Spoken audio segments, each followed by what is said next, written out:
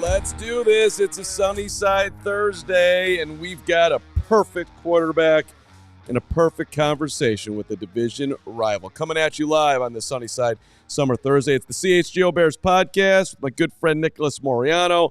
Head to sunnyside.shop for the nearest Sunnyside Cannabis Dispensary and use the code HICHGO for 35% off your first order. Bright buys every day. It's only for 21 and over or Illinois medical card holders. Nick, you're perfect. Wow. I'm perfect. Steven's perfect. Greg Braggs Jr. and Braggs Land is perfect.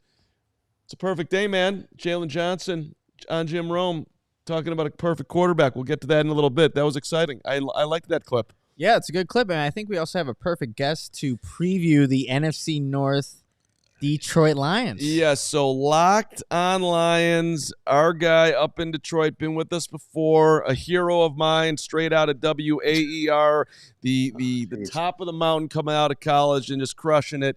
No one knows the world of sports like Matt Dery does, and he joins us right now on the CHGO Bears Podcast. Matt, how are you planning for the Lions, disappointing this year and the Bears taking the North and Caleb being the best quarterback in the land? Are you bracing yourself for all of that? Shots fired. Yes. Carman, Nick, I 100% am. We talked off air before we started. I don't even think there's rumors, and I have my Lions schedule here. I know when the Lions go to Chicago on the 22nd of December, there's rumors the Lions aren't even going to go. They're just going to forfeit, and they're going to just give the win because there's no reason to show up because they can't stop Caleb Williams by that point. But no, in all seriousness, this is a positive in that the division is getting better and there's not these automatic wins. Not that, to be honest, the last 2 years, the Lions had some automatic dubs against Justin Fields for some reason, as I dubbed him Hall of Fields, now running that backyard offense in Pittsburgh. But hey, it's exciting for Bears fans, and you guys should be excited. It's going to be interesting to see where they land, Chicago, by the end of the year. I mean, to be completely honest, when even in like the Bears chat that we have here, everyone's looking up to the Detroit Lions at this point. So do you think the Lions, I guess, what are your expectations for this season? Obviously, NFC Championship game a season ago, but just in terms of what this roster has, what are your expectations? Is this the year? Is this it? Well, it's interesting. There's some people are using the term here in Detroit, Super Bowl or bust. I'm not ready to go that far, Nick, with your question. I think this team can get back to the NFC Championship game, and then let's see how it plays out. Remember, in that game last year, the Lions were, at a 20-point lead going into the half. Things were looking good, 23-point lead, and things were great. And to be quite honest, the second half, they got exposed a little bit with poor cornerback play. They started the NFC Championship game with Cam Sutton on one side and Kindle Vildor on the other. You guys know Vildor. So now it's like you got Terrion Arnold, you got Carlton Davis, you got Ennis Rakestraw, you got Amik Robertson. They've added so many corners to the mix that they're going to be better there. And they've added DJ Rader on the D line. They needed another interior defensive lineman. Everybody's back from the offense. So I feel good about where they're going to be. Question's going to be a tougher schedule. A bullseye now really on their backs, going from 3 wins to 9 to 12, plus add in the 2 playoff wins. How will they handle that? I still think it's a 10-11 win football team, though. So are you a Dan Campbell guy? Yeah, who isn't? I mean, I think that now we're at the point, and I think the people that still bash him say he was lackadaisical in his decision-making in that second half of the NFC Championship game. Why is he always going for it on 4th down? Take the 47-yard field goal, take the points. And he didn't do that. But what he's done for the culture here, I know it's cliche, but it's true. The fact that, you got national people rallying around him. No one's making fun of him anymore for saying they're biting kneecaps. The guy can coach. He's a really good coach. And I've never seen a locker room like this. And, I was around the Pistons when they won the championship, Mark, and we saw each other at the Palace numerous times. Larry Brown, Flip Saunders, Rick Carlisle, all good coaches, but there was always what's going on in the corner over here with this guy or that guy in locker rooms. Good clubhouses. Jim Leland running the Tigers had an excellent clubhouse, but there was maybe one or two guys you weren't sure about. Everybody is on a string in that locker room in Allen Park, Michigan, and it's because of Dan Campbell, and no one wants to disappoint him. They're playing for him, and he's got the best offensive coordinator in football and a pretty darn good D coordinator too. On that level, were you surprised that he stayed? Had opportunities, in theory at least? I was. I had been told by a couple of people way before the process, like December, that Ben Johnson was pegged to go to Washington. It was going to happen. They had new leadership there. He fit with what the Commanders were looking for. They were going to draft a quarterback, obviously, and they did with Jaden Daniels, and he was going to be the guy to take him to the next level, and just didn't work out. And I think Ben Johnson, I'll throw out another cliche, unfinished business really does matter to him. He wants to win a Super Bowl in Detroit. And I also think he's also looking for a pretty big bag when it comes to getting a head coaching job, and it's got to be the right fit for him. So for now, he's here. And like I said, I'd say I'd be a little bit surprised. I'd be shocked if next year we're having the same discussion. Matt, when you look at this Lions team, obviously they have a bunch of playmakers on both sides of the football, but what are the concerns with this team as they're entering the 2024 season? You know what, Nick, I would say number one, again, complacency. I mean, last year was such a roller coaster ride, 12 wins, and you add the 2 playoff wins, both at home. Kind of got lucky playing the Rams and Stafford coming back. The crowd was so fired up for that. And then in the divisional round, getting a Tampa Bay team in round 2, it's like, that's who you're getting. Great. We'll take it. Because Dallas, of course, got eliminated. So that's number one. Number two, I would say the opposite edge of Aiden Hutchinson. I mean, Hutchinson, Reeder, Aleem McNeil along that front is going to be great. Who's going to be that other edge rusher on the other side that's going to have to wreak some havoc and get to the quarterback? They think it's going to be Marcus Davenport, whom they picked up in free agency. It's not a lot of depth there. James Houston they like. Josh Pascal's back. They've added some others, but keep an eye on that. I still am concerned sometimes with a lack of pass rush. But every team wants to have, that guy. Look, the Bears got Montez Sweat. That would have been a great pickup for the Lions, and that was too much draft capital for Brad Holmes to cough up. Not so much for your guy Chef Poles there, but I think the secondary is going to be much better. I like the linebacking crew, and the kicking situation is a little bit of a question mark right now too. So you don't mention the quarterback, Matt. I mean, do you think that the Lions have the best QB in the division? Would you say that? Yeah, I would right now. I mean, Jordan Love, obviously, if he takes the next step with the way he can also run a little bit, can be special. I'm not sure I would ever say Jared Goff is going to be special, but let's look at the last 2 years. Look at the numbers. Look at the winning. Look at the accuracy. And, yeah, he's got a Pro Bowl receiver in Amon-Ra St. Brown, but it's not like on the other side he's got Calvin Johnson still there. He doesn't. Now you subtract Josh Reynolds. They like some of the young guys they have, but this is a big year for Jameson Williams to step up. But the relatability that Goff has with his tight ends, with Sam Laporta, the way he runs that offense, I would say he is right now. But of course, Jordan Love can get there. Of course, Caleb Williams maybe end up being special. I mean, you spent the first pick overall on him, but we'll see. But I think right now, Jared Goff, yes. You mentioned Jameson Williams. What is the expectations for a guy that was a former number 12 overall pick? Obviously, you have Amon-Ra St. Brown over there, Sam Laporta, some of the weapons there. But for a guy like Jameson Williams, what does this year mean to him in 2024? I'm not saying, Nick, that this is it, but it's close. I mean, this is year 3. You said it. He's a first-round pick. They made a trade to get him a couple of years ago. He's had the suspension for the gambling thing. He's been hurt.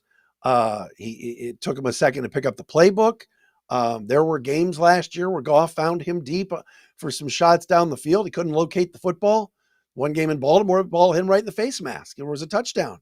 Then there's other games like the NFC Championship game. You hit him on a little reverse. He takes it to the house and runs by everybody. That's a good San Francisco defense. So you see some things you like. Other times you worry. Now there's got to be that consistency. He's definitely going to be on the field more than he's ever been. Because like I said, Reynolds is gone. Khalif Raymond's coming back from an injury. And they're not sure their number 4 receiver is right now between Peoples-Jones and Antoine Green. So J-Mo's got to do it. It's time. And I also think he could be a huge weapon in the kick return game now that the kick return is back in the NFL.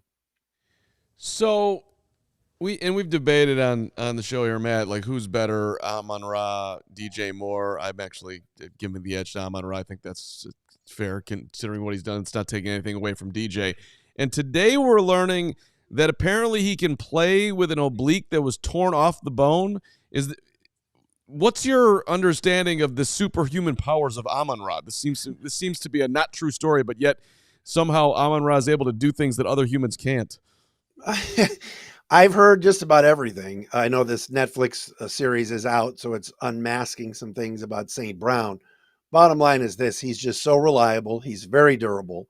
When people say he's too small, can't play on the outside, they line him up on the outside and he toes somebody.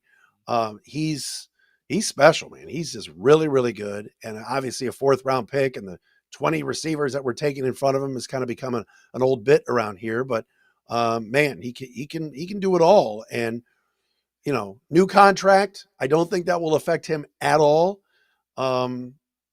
Injuries or not, playing through injuries or not, this guy is just, he's the leader of the offense. I mean, Goff is, but when you got to go on 3rd and 8, and you got to get that first on a 4th and 7, that's the guy you're looking for is number 14.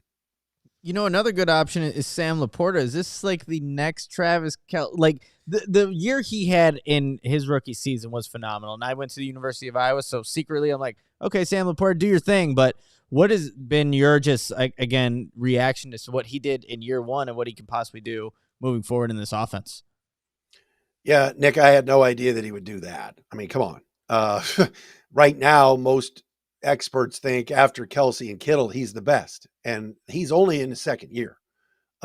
It's amazing how much better he got as a blocker as the season wore on, as a pass catcher, the way he was able to get down the field, make plays. He was always available.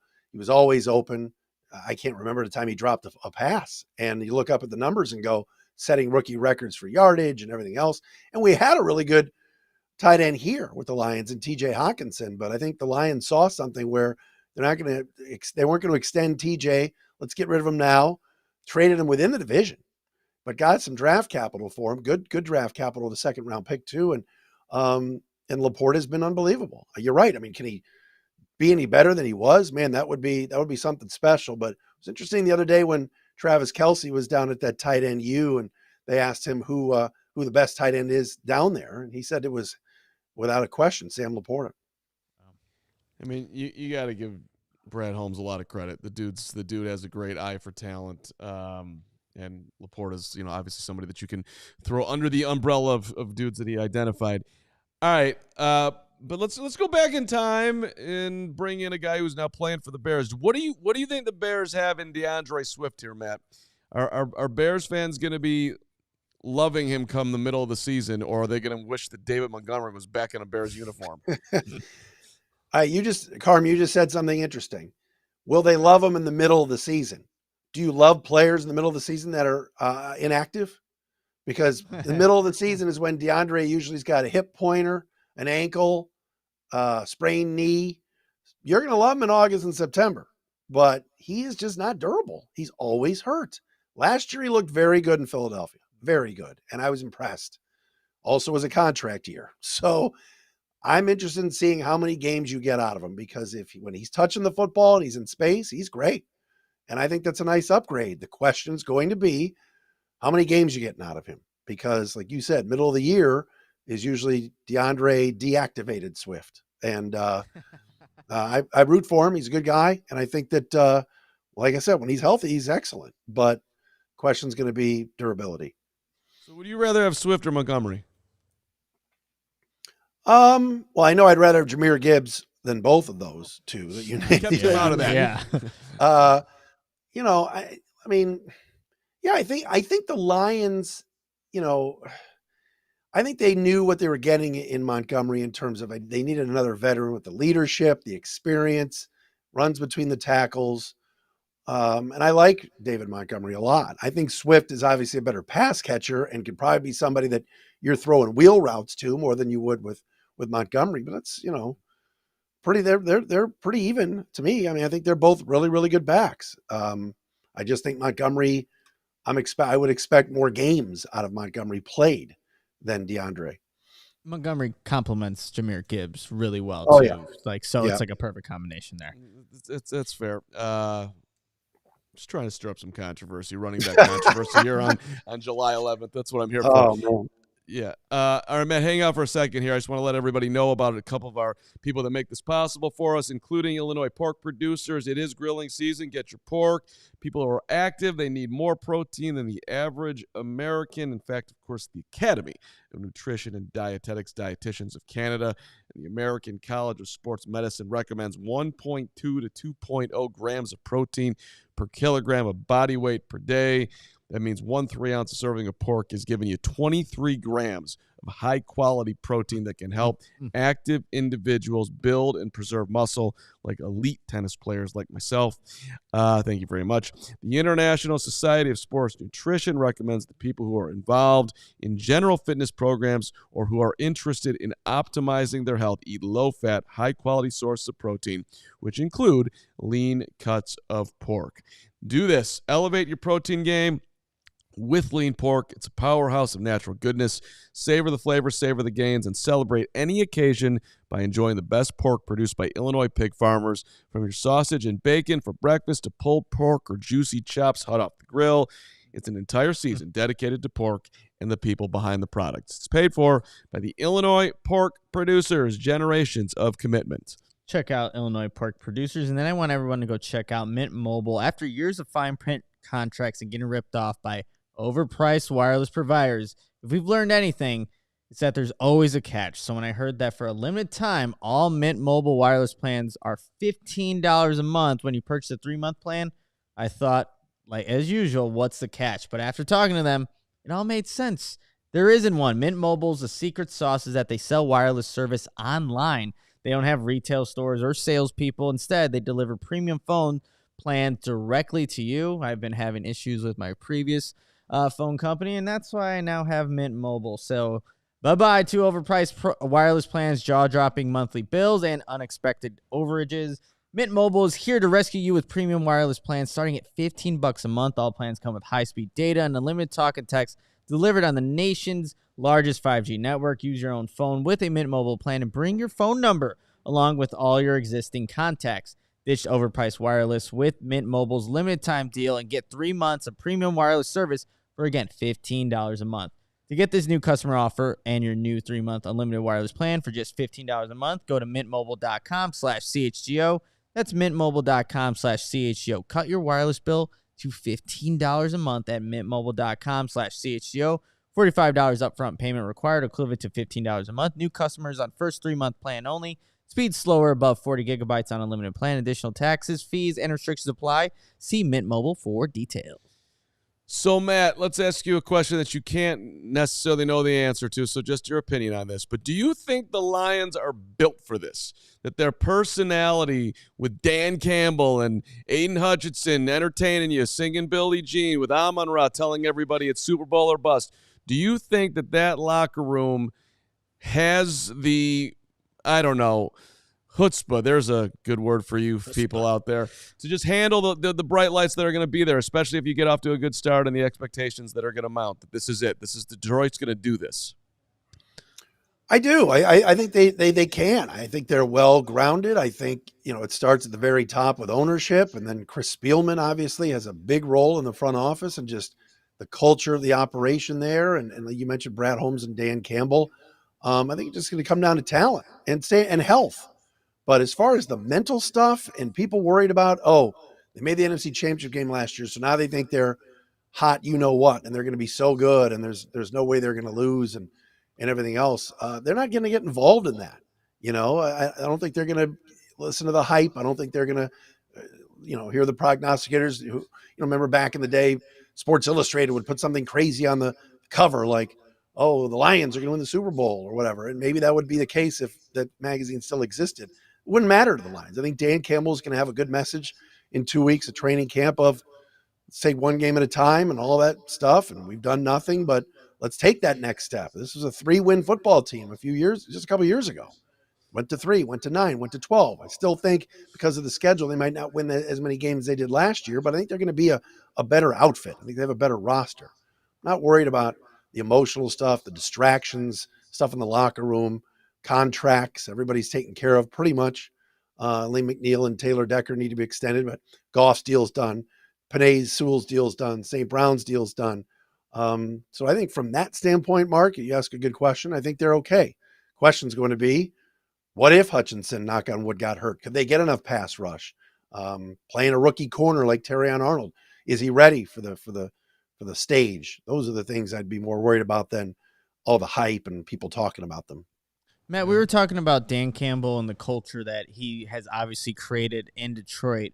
Where do you see that manifest itself when it comes to football games? Where in terms of the culture that Dan has set, like you see it out there when the Detroit Lions are playing football. Where do you see that most? I think the coaching staff, Nick, is really good and they're empowered. How many times have we seen, well, the OC and the DC are not on the same page, or who's calling the plays? Is it the head coach or the offensive coordinator? In Cleveland a couple of years ago, Kevin Stefanski's done a fantastic job. But the talk of, well, should he be calling the plays? None of that goes on. Dan Campbell empowers Ben Johnson. Call your offense and go. I'll be here to tell you, let's go for it. Let's punt. Let's kick a field goal, whatever it is. He allows him that space. Aaron Glenn, the same thing as the defensive coordinator. There are a lot of former players on this staff. Most of the staff all played in the league. Antoine Randall L., wide receivers coach. Hank Fraley, O-line coach. Mark Brunell, quarterbacks coach. All these guys played and are not 60 or 70-year-old guys. These guys have just played recently. Deuce Staley was on the staff a few years ago. The guys really buy in to their position coaches. Kelvin Shepard, the linebackers coach, is extremely popular. That's going to be a guy that in a few years is going to be a head coach in this league. So staff's really good, and they buy in. That's kind of where it all comes from. Who's this defensive lineman, Levi Onwuzurike? Can you do that? Can you do that for me? I'm hearing Onwuzurike is going to be a thing here, Matt. Says who? Who said that? That was like that came out of minicamp that he had a really good spring. There's quotes from Dan Campbell. This is as if the Lions need more things going well for him. Onwuzurike's coming out of nowhere here. And okay. Levi, who if people don't know him, Onwuzurike. Him. So Bears fans don't need to be worried about Onwuzurike. Damn it. I've never been a fan. I think he's been underwhelming as a second-round pick. You want to talk about Brad Holmes' drafts going 4 years deep now, have been phenomenal. If you look at I think it's 26 or 27 picks that he's had, and I think all but one are still on the roster. It's amazing the amount of guys that are still around and have made it. Levi is a guy, and as a former second-round pick, that really has not performed. He's been hurt. When they drafted him out of Washington, he was hurt. And he just never has been on the field enough. And when he's been on the field, it's been okay. It's a contract year for him. So if this is the time for him to step up, that'd be great, because obviously you always could use depth on the interior of that defensive line. But yes, you're right. He did have a good mini camp, but is that the second coming of Refrigerator Perry? I'm not so sure. I'm just letting people know that they're watching the CHGO Bears podcast today. I love it. You're really going deep. You're really going inside with this stuff. Well, listen. I've already figured out we got it. That Goff is crushing, and Amon-Ra's the man, and Bears fans are puking. Would you say, Matt, before, and so much appreciate the time, love having you on. Great to see you, superstar in the media world for a long, long time now. Would you say that it's accurate, the consensus out there, Lions 1, Packers 2, Bears 3, Vikings 4? Do you agree with that? I do, but I will say this. I'm not a huge fan of your coach. I'm not sure he's the guy. I think the talent is getting better. You could just see it. The roster is much better. That receiving core is scary good. You got some guys. The question's going to be if Matt Eberflus can get it done. Because I think the better coach is Kevin O'Connell in Minnesota by far. But again, everybody's just thinking, Minnesota sucks. Well, last year, if you saw what KOC did and what Brian Flores did, I thought that was pretty good for a team that lost their quarterback, was trotting out a different quarterback every week, it seemed like, had a lot of injuries on defense, knew they were going to lose Daniil Hunter. and did better than expected. So everybody now is, you're right, saying what you just said, Mark. That's going to be the order: Detroit, Green Bay, Chicago, Minnesota. But I'm not sleeping on the Vikings. I think this division is going to be really, really good. And like I said before, Lion fans were thinking, a free 2 wins the last few years with the Bears. Yet Bears should have beaten the Lions at Ford Field last year. Should have. Yep. And the Lions got housed there in the cold weather at along the lakefront. So none of these games are going to be easy. I like Green Bay and what they've done, certainly, but I also think, man, they really, I thought, kind of skied a little bit over their shoes a little bit, or played over their shoes a little bit at the end of last year. I'm not so sure that's that good of a team, because they probably should have beaten the Niners to play the Lions, which would have been interesting. I'm not so sure that's going to happen again. People are saying, oh, Green Bay's taking the next step and the Lions won't. I'm not ready to go there yet with that. Matt, you mentioned the cold weather in the lakefront. This is me from behind the camera over here. 14 of the first 15 games for the Lions are going to be indoors. It's pretty well documented Jared Goff hasn't been great in cold weather. How big of a favor did the NFL do for the Lions on their schedule? Is that Greg asking that question? That is Steven. Steven, Yeah. You know, I'll say this, Steven, too. Week 3 at Arizona is no gimme when you look at the Lions' schedule. People are like, oh, the Lions are going 4-0 in September. Arizona is going to be better, and that coach is good, and they're trying to model themselves with Monty and Gannon after Holmes and Campbell. But yeah, I mean, any opportunity the Lions get to play indoors on that fast track with the speed that they have, with the quickness they run their offense with Goff, that's a huge factor. And you're right, to only go to Green Bay week 9 and play at 425, that's November 3rd. It will be cold, but it's not going to be December. You know, I mean, that one game you're looking at that's going to be the one you question about Goff and cold weather is the Bears game, the third last week of the year. So, yeah, I think I guess it's a little bit of a favor, but Jared Goff won in Green Bay in week 18 2 years ago, beat Aaron Rodgers, ended Rodgers' career in Green Bay. And it's like that game never happened, because everybody just says, nope, Goff can't win in the cold. Well, what about week 18 in 2022? So he's done it. Did he look good in Chicago last year? No, he did not. That was his worst game. Nick, you good? Good. Okay. I thought you gave me the nod with a power look here. I mean, we answered all of our questions that we had in our rundown. I feel like our listeners have gained a lot of insight of this NFC North rival. I got one more. How many teams in the North finish over 500? In your opinion, Matt? Finish over. Am I gonna be a bad guy if I say the Bears go 8-9? What did the Bears go last year? They were 7-10. Predicted What did accurately they go, by somebody 8-9? on the show. 8-9? Yeah. Here's the problem. What CJ Stroud did last year was an outlier. He was unbelievable. People are like, oh, Caleb will just do what CJ does, or Jaden Daniels will do what CJ does, or, you know, that's tough, man. CJ Stroud, that was monster what he did. I don't see Caleb Williams doing that yet. I still think the Bears are an 8-9 win team. You know, I haven't gone game by game and looked at the schedule, but yeah, it'll be close. It'll be close. Does Don Burr or Chim Richards watch your show? Do you know? Because they're in our show. So we've got 2 Lions fans that are here every day. One is Chim Richards, who is oh, I see him on the screen now. Okay. Yeah, and then we've got Don. Yeah, and then we got Don Burr. These are every day. They watch every day? Yes. Every day. Consistent. I love it. That's great. I mean, I love it. We love that they're here, but we'd also, we'd pass them off to you, Matt, too. What else is going on in Chicago? Let's talk here. Should we bring up John Schriffen or the Bulls off season? What should we talk about? The White Sox TV guy has certainly made an impact in a unique way. Very that unique. is accurate. The Bulls are a disaster. That's accurate. This ain't the 90s. And, the baseball on both sides of town is really nauseating. But that's why Caleb is coming, Matt. This is going to be a decade-long run.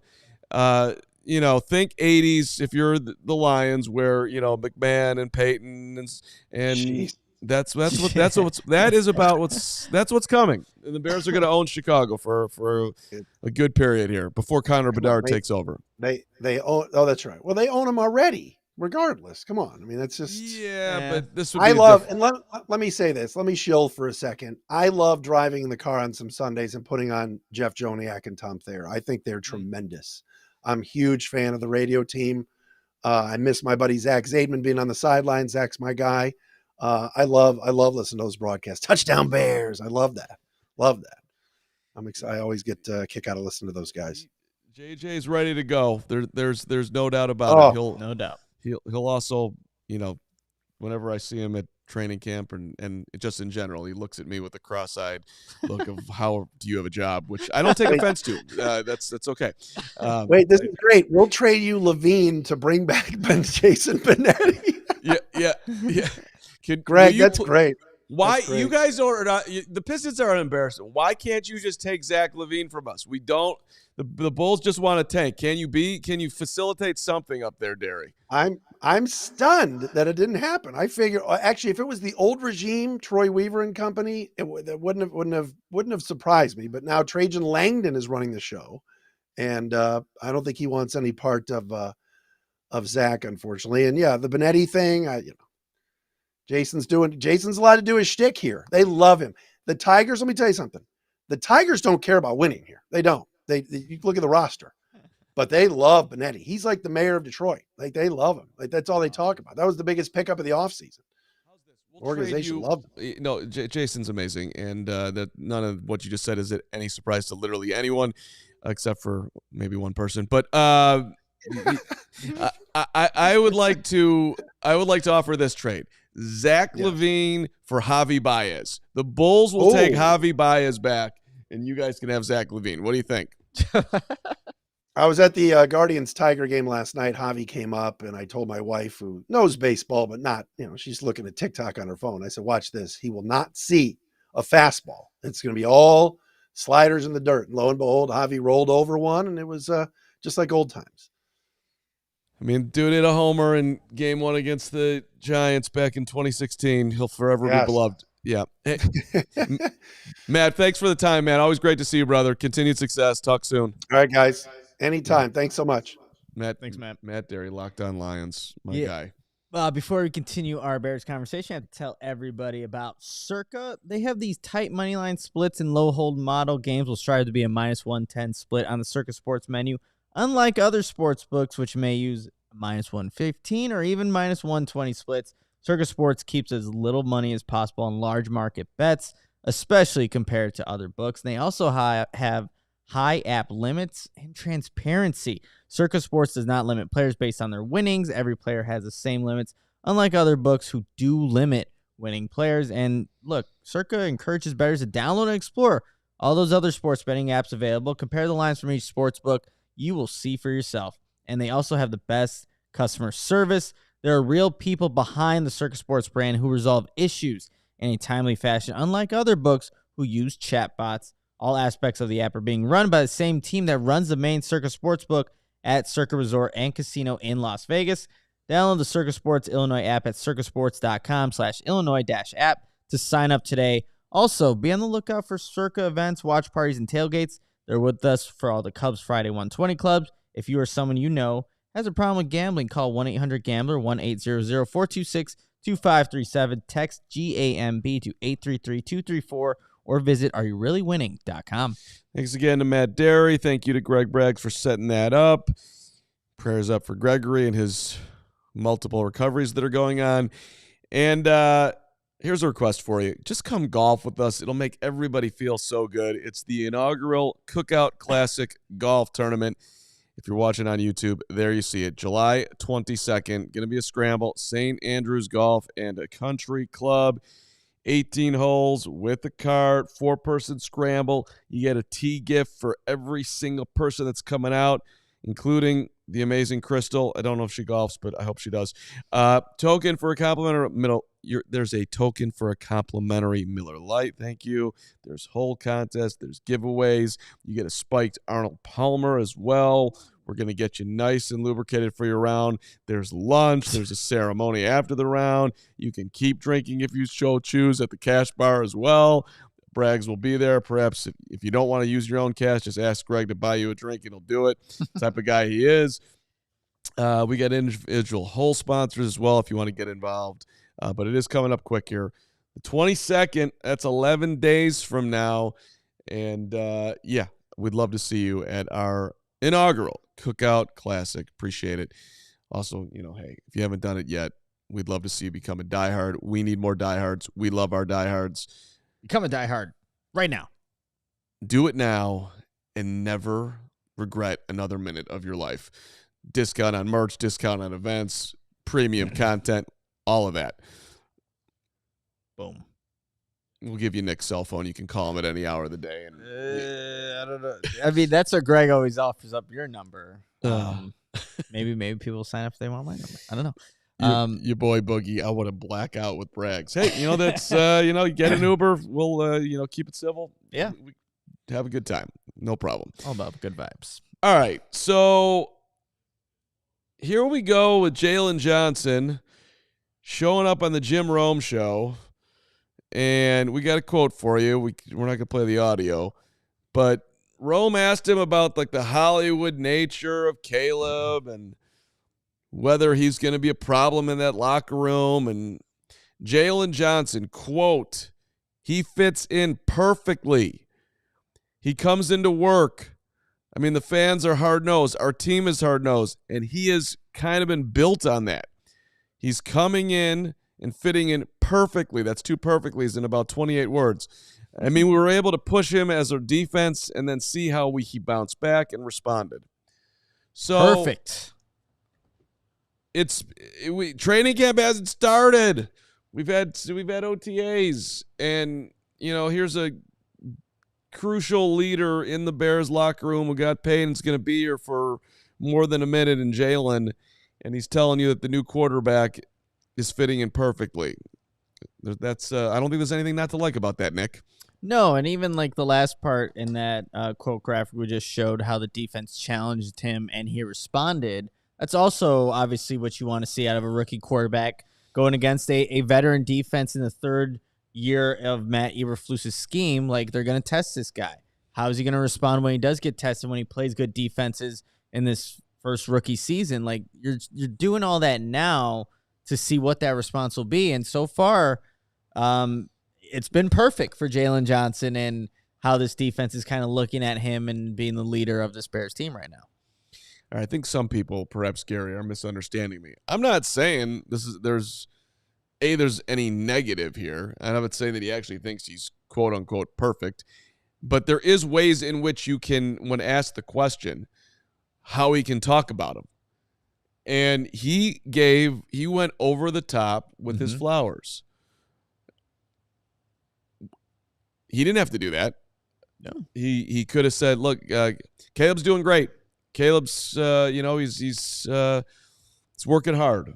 He's still learning. It could have been anything like that. And he could have said that too. Caleb's still learning. He's he's coming. He's doing the right things. So my bold analysis of this, if you will, is that the Bears, his teammates, have actually been impressed with him. And Jaylon also said in the same interview, he's trying to figure out how the narrative that he was this Hollywood guy even got started because he's so opposite of that. And that doesn't mean, for the record, that he's going to come in and be C.J. Stroud to the conversation we were just having with Matt Dery. You would bet that he isn't going to be as great his rookie year, which is a whole nother conversation that I'd like to have with you. Well, I think Jaylon was the one who said the Hollywood thing. He can't bring that Hollywood stuff into the locker room, but then also said it got taken out of context because, again, he mentioned the media took it out of context, but that he hasn't seen any of that. And again, we've been around Caleb at the Combine. We were there for Pro Day. We were obviously there at Hallis Hall. He hasn't an aura around him, but I wouldn't say it's Hollywood. Look at me. I'm in, all the lights are on me.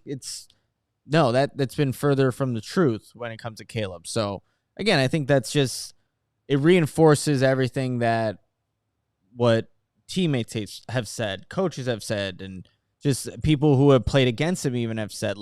Caleb is not just about himself, but looking to obviously be, a team player, a leader, and obviously this franchise quarterback that this team desperately needs. Yeah, and It doesn't mean that he's going to be a great player on the field, but we all have seen the insane talent of what he has throwing balls against his body, being elusive, the cannon of the arm, the work ethic of where he comes from. There's a reason why he was the consensus number 1 overall pick. There was little to no debate about it. Sure, people started talking about Jaden Daniels and whatnot, but that was never a thing where the Bears even remotely considered it. I don't think anyone would have remotely considered not taking Caleb number 1 overall. So the locker room and the personality stuff about it, if you rewind back to the middle of the college football season last year and the crying and the not speaking to the media, it was a thing. It was a conversation. It was a wonder, like who is this guy? And I just think in very, very quick time we've learned that Caleb is solid, man. He's going to be able to handle the media. He's going to be able to handle the locker room. He's going to have Roma Dunze throw out the first pitch when they show up at Guaranteed Rate Field for a White Sox game. He's going to put others on his team first. These are things that, that part of the equation of whether or not he'll make it, to me, is already silenced. Mm-hmm. His mentality is not going to be the problem. It's whether he can make the adjustment to the insane amount of talent that's on an NFL football field, a massive step up from college, and he can find his comfort zone out there. I would bet that he will be able to do it, but that's the question. It's not whether or not he's gonna have the head on his shoulders to be able to handle being in the NFL.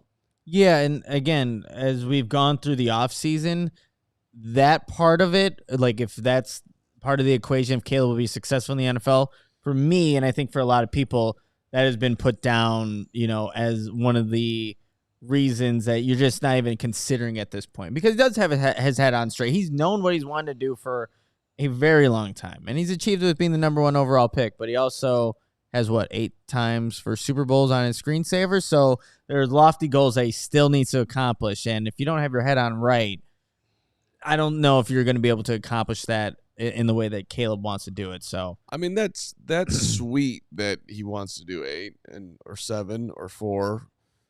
One would be lovely. One would be great. Just one. Seriously, just give me. I'll sign up for. Here's a question for you, Nick.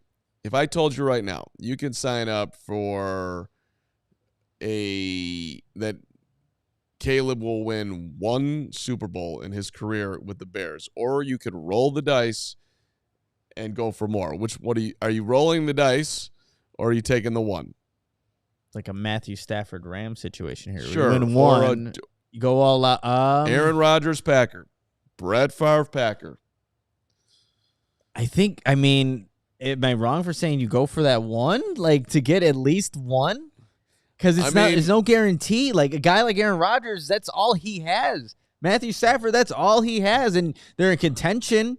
I mean, that would even be fun as a Bears fan to be in contention to win, and you just don't. You end up a little short, but I mean, just knowing that you're going to at least win 1 Super Bowl, I want to experience that before I die. Steven, I think I take the 1.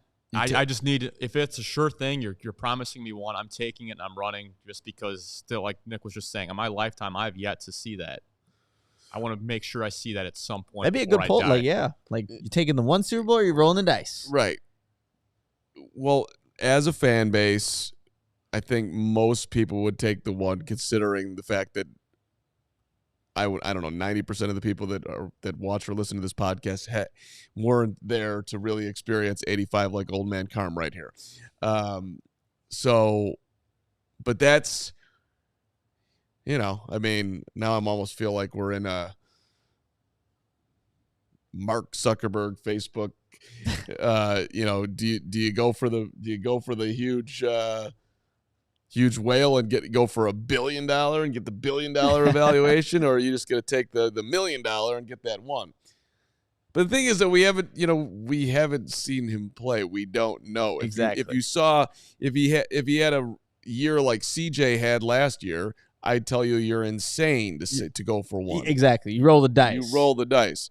But we don't know We don't know what we don't know. I feel like we know the mindset. I feel like we know he's going to be a good teammate. I think we know that. I feel like I know that.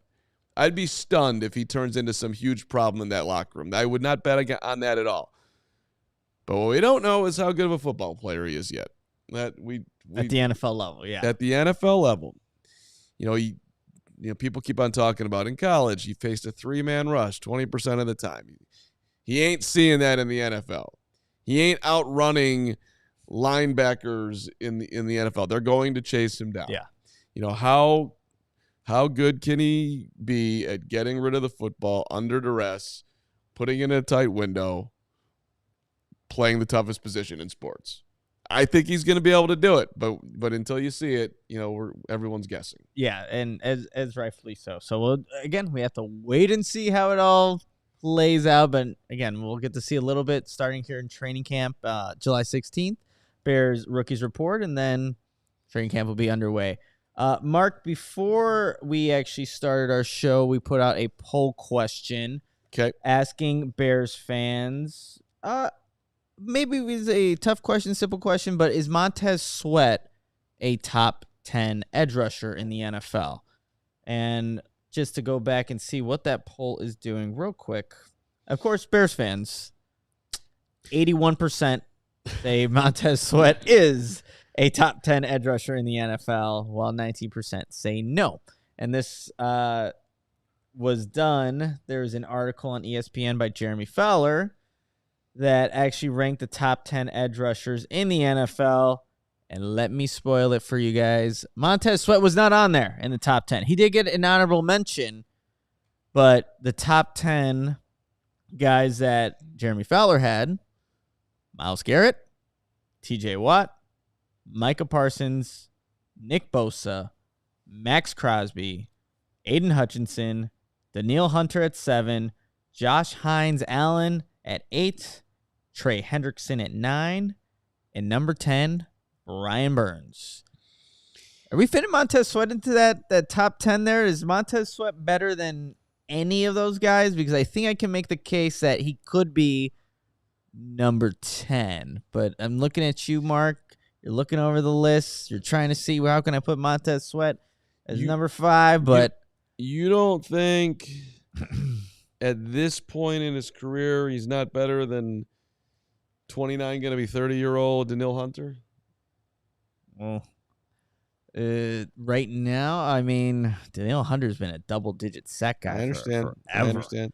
But you're talking about a dude. I mean, it's not a huge age difference, but it's 3 years, it's a man. good point. It's 3 years. Hendrickson can't stay on the field. That's another one. For me, like if you look at 7, 8, 9, and 10, Hunter, Allen, Hendrickson, Burns. There's a case that can be made. There's a case that can be made. I ain't taking him over Hutchinson, Crosby, Bosa, Parsons, Watt, Garrett, obviously. Yeah. So number 10 is interesting, Brian Burns, because Burns and Montez Sweat were actually in the same draft. And Brian Burns was the, I believe, 16th overall pick, while Montez Sweat was 26th overall in the 2019 NFL draft. So just kind of comparing some of the stats on these two guys. Let's just go with sacks. Since 2019, Montez Sweat has 41.5 sacks. Brian Burns, 46. I also looked. Brian Burns has played 80 games compared to Montez Sweat, 76 games. You look at quarterback hits. Montez Sweat has 99. Brian Burns with quarterback hits, 95. I think Brian Burns has been a little bit more productive in terms of tackles, but they're really close in some major categories there that you want to see out of your edge rusher. If you're going to make the case for at least top 10, I'm looking at Brian Burns and be like, well, if Montez Sweat plays the 80 games that Brian Burns has played, wonder how similarly are these stats and how much of an impact. And look, too, it's more than just sacks, too. Like, how much impact are these guys having on a specific play? How much blockers are going to Brian Burns, Montez Sweat when, you know, there are obvious passing situations? There are other things to look at than just some of those numbers, but I would look at Brian Burns as maybe being the one guy, or even, again, like Trey Hendrickson, where can you make the case for Montez Sweat to be top 10? I think you can. Yeah, and look, the Bears didn't have anybody in the top 60, you know. True. So Poles traded a second-round pick for wherever you want to put him, 7, 8, 10, 12, 13, 11. It doesn't – they needed an impact dude to get to the quarterback to give themselves a chance to be successful. And Ryan, that was no secret to anyone. They saw an opportunity with Washington. He forgot about the Claypool trade enough in his mind to move forward again. And I don't know if you want to call the trade a home run, but at bare minimum, it's a double. It's probably closer to a home run. Mm-hmm. And yes, they still need to pair somebody with him. My point is, I guess, is he top 10? I don't know. The bottom line is, dude is an impact player that makes the biggest difference on that defense of anyone. And yes, hit that like button, hit the subscribe button as a reminder on a Sunnyside Thursday here. If you're sunny-siding it up, or if you're not sunny-siding it up, you want to hit the like button. If you want to put that Montez as a top 10 guy, feel free. We'd love that. And, of course, we're here Monday through Friday at noon, although tomorrow we are taking the Friday off because we're going to rest up for training camp a week from Friday, and then we're coming back strong. We're actually full go. What's that? I mean, it's going to be a full go once training camp's here, Mark. No days off. We're going to be grinding out there. Sunny, sweaty, shady rays on. The whole thing, buddy. The whole thing. I'm still going to camp August 13th, so good luck on that 5 days. Thank you, buddy.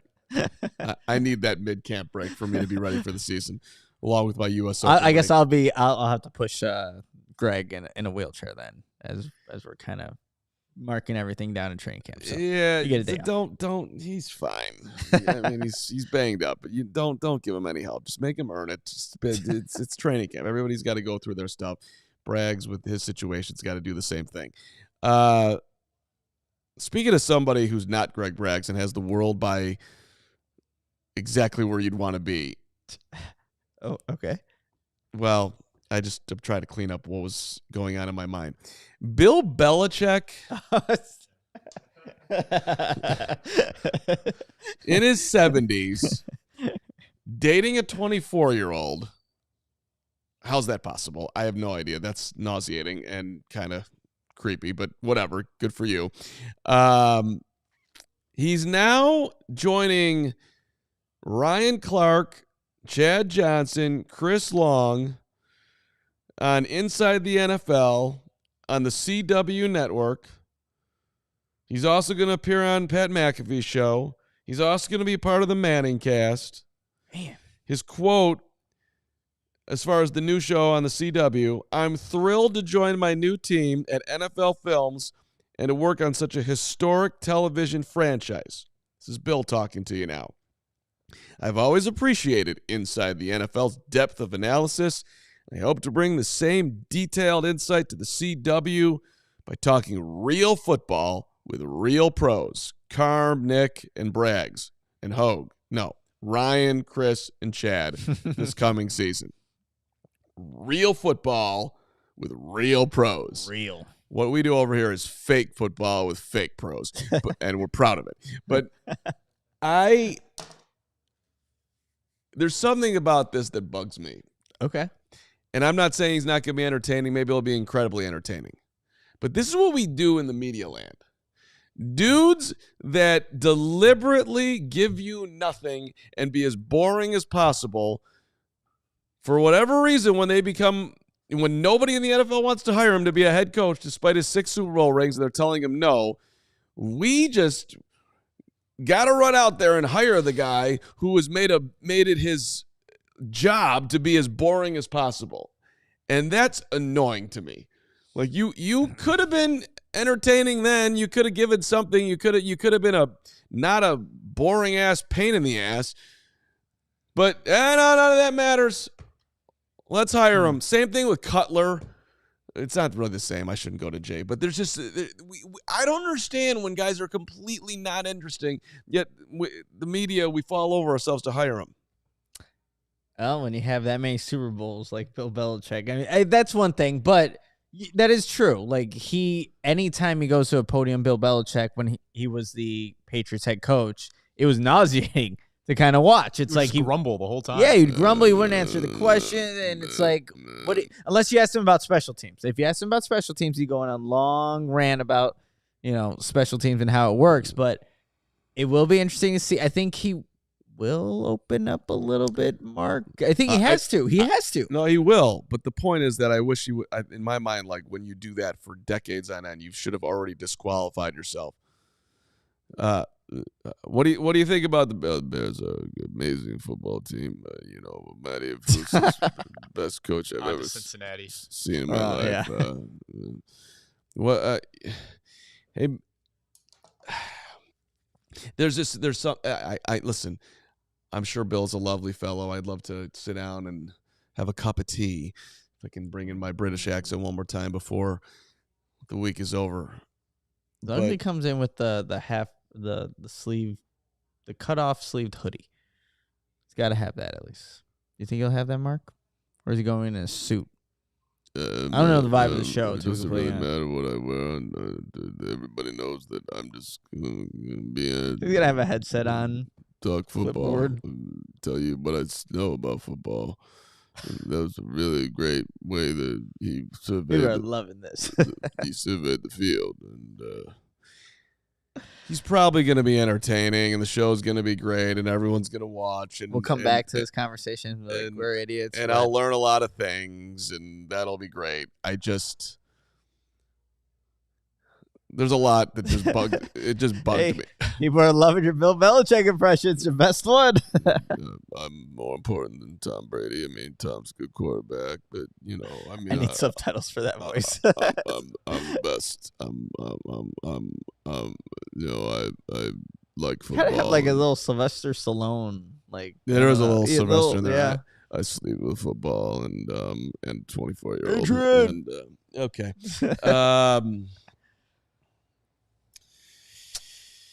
Well, we just, no standards here, man. Oh, Bill's available. Let's pay him $7 zillion and hope that he's entertaining. Yeah, no question. Yeah. Give him all the money. All right. Orange Cassidy, if your ringtone is me doing the Jordan voice, I need to, buy you dinner or lunch or something. Just Orange Cassidy loves us. That's my guy, officially. Wants us to... Can we just let me ask this question? I'll be professional. You didn't hear any of the last 6 minutes of me complaining. Are you excited, Nick, for Bill Belichick being on television? I'm excited to hear his insight. And there it is. Boom. And that's why he has the job, buddy, because you care what he has to say, because he's Bill Belichick. Done and done. Why don't we make, to that point, why don't we make Mitch Trubisky, yeah, okay, he didn't win 6 Super Bowl rings and/or.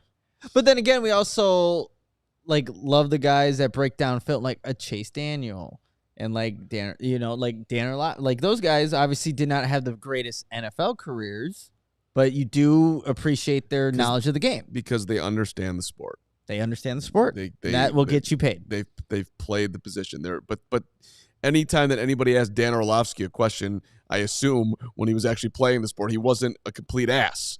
Where that's true. This guy tried to be as boring as possible and not tell you anything to get some level of competitive advantage, along with cheating his ass off. And well, it's great, he ain't cheating, you ain't trying. I love that he deflated footballs and put cameras in to watch practice when you weren't allowed, and it did anything possible to give the Patriots an advantage, even though they had arguably, well, whatever, the GOAT, the GOAT. Considered GOAT, the GOAT. Fine, the GOAT. If you were drafting quarterbacks of all time, I wouldn't pick him number 1, but most people would. That's fine. Who'd you pick number 1? I'll go fully off the reservation. Most talented quarterback ever throwing the football in the history of the NFL, Nick. Are you going to say, you're not going to say Patrick Mahomes, you're going to say Dan Marino? I'm going to say Dan Marino. Oh. It's a good pull there, Nick. Yeah. I go Patrick Mahomes. He's on that trajectory, dude. Yeah. No. And look, you can't go wrong. You want to see Aaron Rodgers, you can go ahead. You can, yeah. Talent. But Tom's got the rings, man. But the jewelry. Forget about what I just said there. The whole Brady Belichick thing, as we wrap up the show, just annoyed me. Who's more important, Brady or Belichick? The freaking quarterback. Yeah. That's who's more important. Not the dude who's mumbling to the media, acting like he's got state secrets while he's cheating his ass off. It's the freaking quarterback. I don't know, man. Belichick system. Okay. Now a free agent, no one's hiring. The Atlanta Falcons are picking Raheem Morris over Bill Belichick. I don't know, man. If Brady was still available in his prime, you think somebody would want him? Okay. Shoot, the 49ers wanted Tom Brady, I think, last year over Brock Purdy, but didn't end up working out. Get it. Okay, I feel better. Kentucky Bears fan 999, thank you for the super chat. If Caleb is elite, Bears will own the division. I challenge you to name a modern-era star quarterback who didn't own his division. Rodgers, Brady, Mahomes, Allen, healthy Burrow, Stroud so far, Luck. Man, Kentucky, you're right, man. If he's great, we're going to be great. Yeah. The Bears will be great. I don't, to answer your question, like, challenge you to name a modern era quarterback that hasn't, like, that's all those guys right there that you put in your comment. So, good point. I don't know if the Bears will be great. So you can't just do it with just a quarterback. You need a great coach. $4.99 from Kyle B. Anyone else worried about Carman, end of his meeting, the rookie video? He briefly mentions his senior year and no mention of injury concerns. I don't think we're seeing Amon-Ra this year much, if at all, Kyle B. So that's down the list of worries for me. Yeah, and the hope was that training camp he would be on the field. We'll have to wait and see. He hasn't actually done anything football related in quite a while. He's been at the practices, but hasn't participated. So gotta wait and see on that one. We got a couple snippets here. One from Gary Ross. Breaking news: StubHub has shut down the secondary marketplace for what was intended to be free Bears training camp tickets. So that's pretty crazy considering how quickly those sold. And then one other snippet was Jamal Adams signing with the Tennessee Titans. Yeah, that's a Bears Week 1 opponent. That could actually move the line a half a point. He's got a resume. I like Jamal Adams coming out of LSU in 2017. I remember doing a mock draft and mocking him to the Bears, and the Bears took Mitch Trubisky. So, whoops. Yeah. Well, I mean, Jamal is like, I don't know. He's been hurt too, but the Bears have obviously the Titans' old safety and Kevin Byard. Jamal Adams will now be the other safety on the Titans, and that's a good secondary there in Tennessee. So another upgrade for the Tennessee Titans. See you week 1, Tennessee. We'll see you on Monday, and we're going to be talking with Aaron Schatz, who does a phenomenal job the inventor of DVOA. It's like you're a football nerd, like you were on that site. We will do football nerd talk along with every other corner of the football world talk right here on the show. Adam Hogue, I know might be a couple people out there that have missed Hogue, despite somebody who made a sign about Hogue around here, which we got rid of. But Hogue's back next Tuesday, man. Wow. We got one more day without the Hogue. One more Hogueless. We're Hogueless for one more day, and then Hogue is coming back with all the energy after his 17-week vacation. It'll be fun. Dude's going to NASCAR events and whatever else he's doing. I haven't heard from Hogan forever. Wow, I just got a text from him earlier today. Yeah, no, I won't. I don't even feel hurt about that. Good. It would be good to have the whole team back. Would have loved to have had an invite to go golfing during the time off. Do you think Hogue's watching this to hear all this right now? No, I'm sure he's watched the entire show. He's just been hanging out. Oh yeah. Yeah. All right, great show, Nick and Steven. Thank you, Pizzatola. My Pizzitoli forever. Have a great rest of your Sunnyside Thursday. Enjoy yourself. We will see you on Monday next week. Enjoy the weekend. We all silly like the mayor.